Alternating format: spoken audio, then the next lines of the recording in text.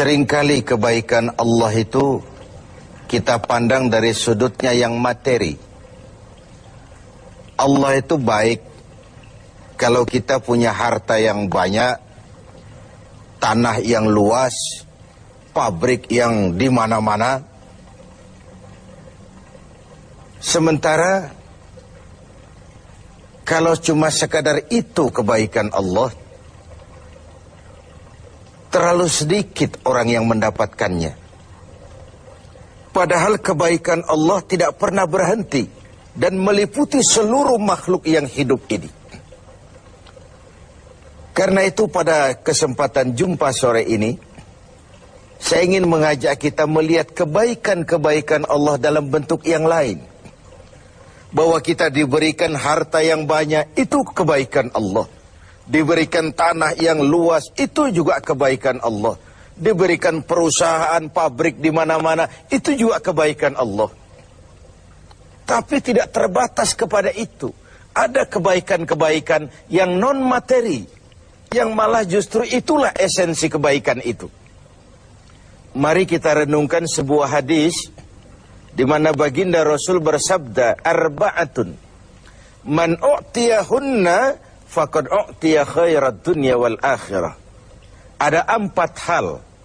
Siapa yang oleh Allah diberikan keempat hal ini, sungguh dia telah diberikan kebaikan dunia dan sekaligus kebaikan akhirat.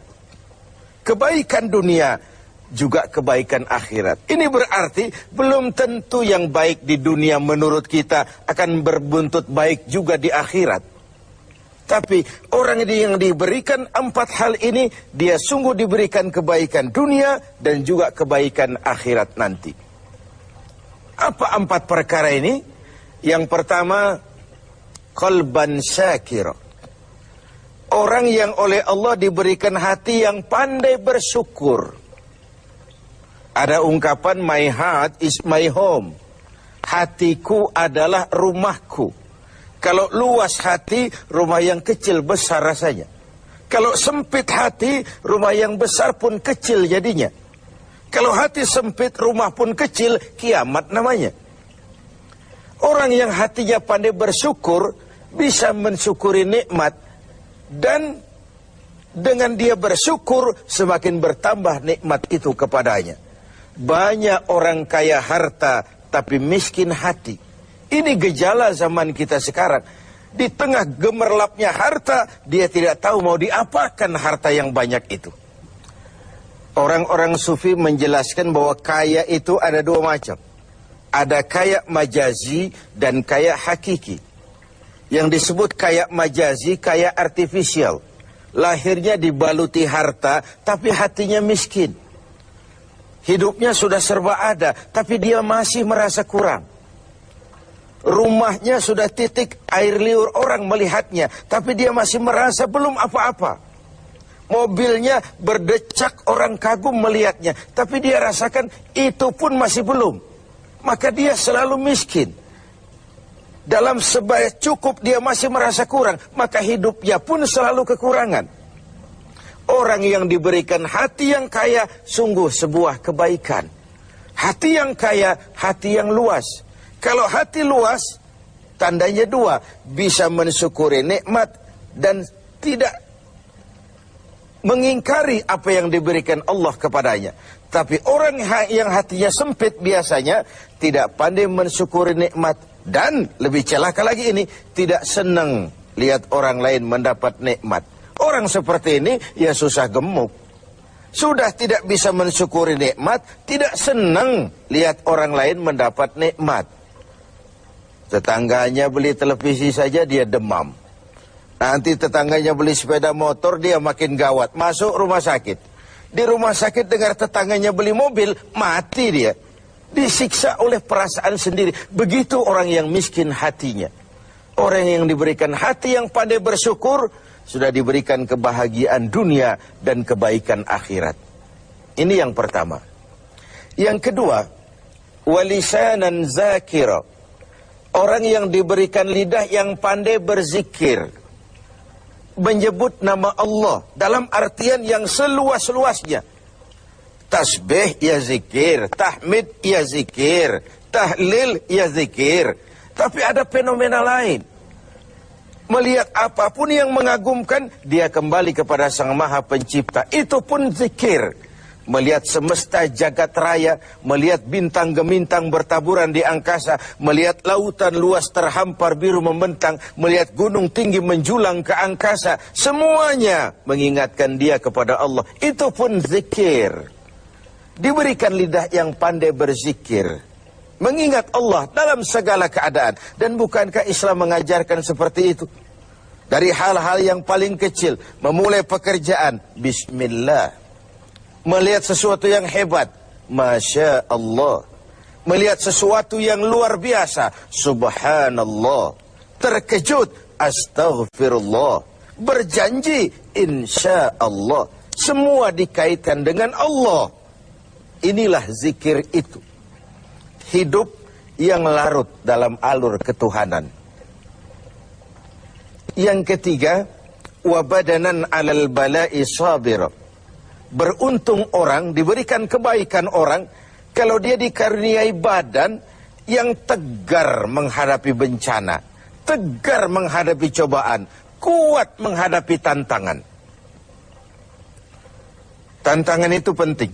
So, kalau tidak ada tantangan, kita akan tidur.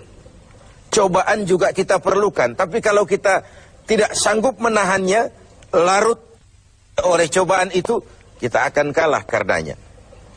Orang yang baik, diberikan kebaikan dunia akhirat, punya badan yang tegar menghadapi cobaan. Apa cobaan Allah? Dua macam. Satu ayat menjelaskan, وَنَبْلُوكُمْ بِالْخَيْرِ وَالشَّرِّ. Kami akan coba, kami akan uji kamu dengan yang baik dan dengan yang tidak baik. Dengan yang enak dan dengan yang tidak enak. Dengan yang menyenangkan dan dengan yang tidak menyenangkan.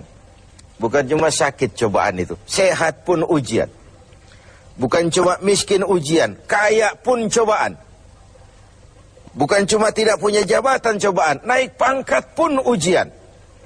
Kita nih yang namanya ujian kan yang tidak enak saja. Kalau sudah sakit, ya Allah, sedang diuji. Sehat, lupa daratan. Miskin, ujian. Setelah kaya, lupa bahwa itu juga ujian. Fenomenanya apa? Banyak orang lulus ketika diuji dengan kemiskinan, tapi gagal berantakan setelah diuji dengan kekayaan. Ketika miskin dia hamba Allah, setelah kaya dia pindah menjadi hamba harta. Belum pernah ada orang datang mengeluh, Pak Ustadz, saya sedang diuji oleh Tuhan. Kenapa Pak? Uang saya sedang banyak. Belum pernah. Kalau sudah bangkrut, miskin, baru merasa diuji. Bukankah sejarah syarat dengan contoh? La nufarriqu baina ahadim min rusuli. Kami tidak membeda-bedakan para rasul. Tidak ada rasul yang dianak emaskan. Semuanya diuji, semuanya ditempa, semuanya digembleng. Semuanya tegar seperti batu karang di tengah samudra. Walau tiap hari dihempas ombak, dihantam gelombang, dia tetap berdiri dengan tegar. Begitulah orang yang diberikan kebaikan oleh Allah. Lain dengan orang yang loyo, sedikit kena kesulitan seperti ayam sampar, kerakap tumbuh di batu, hidup segan mati pun tak mau. Skeptis, pesimis. Apa yang bisa kita lakukan kalau dasar hidup kita sudah skeptis dan pesimis itu tadi? Hidup ini adalah cobaan. Semakin tinggi kualitas keimanan, semakin berat cobaan itu. Semakin kokoh berpegang kepada agama, semakin kuat pula cobaan datang menerpa. Yang terakhir, orang yang diberikan kebaikan dunia akhirat, wa zaujatan salihatan, diberikan istri yang salihah, pendamping. Tidak ada suami bisa sukses jadi apapun dia tanpa peran serta dan dukungan istrinya. Itu sebabnya baginda Rasul menikah dengan Sayyidatuna Khadijah. Apa yang jadi pertimbangan beliau? Mengawini seorang janda yang umurnya 15 tahun lebih tua pula dari beliau. Kalau sekedar memperturutkan hawa nafsu, mestinya tidak Khadijah yang dipilih oleh baginda Rasul. Mestinya Kalau istilah kita sekarang cari ABG saja. Tapi jelas baginda Rasul bukan cuma sekedar mencari istri, beliau mencari seorang pendamping. Apa bedanya ini? Tiap perempuan bisa jadi istri, memang, tapi tidak tiap istri bisa jadi pendamping. Itu dibuktikan dalam sejarah. Orang lain belum beriman, Khadijah iman. Orang lain memusuhi Nabi, Khadijah mengorbankan hartanya untuk membantu perjuangan Nabi. Saat Nabi terkena kesulitan, Khadijah tampil jadi penghibur. Khadijah tampil jadi pembela. Ketika pertama kali berhadapan dengan malaikat Jibril menyampaikan wahyu, Rasulullah gemetar seperti orang demam. Kembali ke rumah, "Zammiluni ya Khadijah." Selimuti saya Khadijah, selimuti. Kenapa bang? Barusan turun Jibril, dia katakan begini. Saya khawatir Khadijah. Khadijah mengerti suaminya mengalami semacam frozen, emotional attitude. Sebagai istri yang bijak, pendamping yang baik, beliau tampil. Kalla ma yukhzikallahu abada. Jangan khawatir bang, Allah tidak akan menyusahkan abang untuk selamanya. Tenanglah ini. Rumah tangga adalah awal kesuksesan kita di tempat lain. Karena itu, kalau diberikan istri yang solehah, itu sudah kebaikan dunia dan kebaikan akhirat.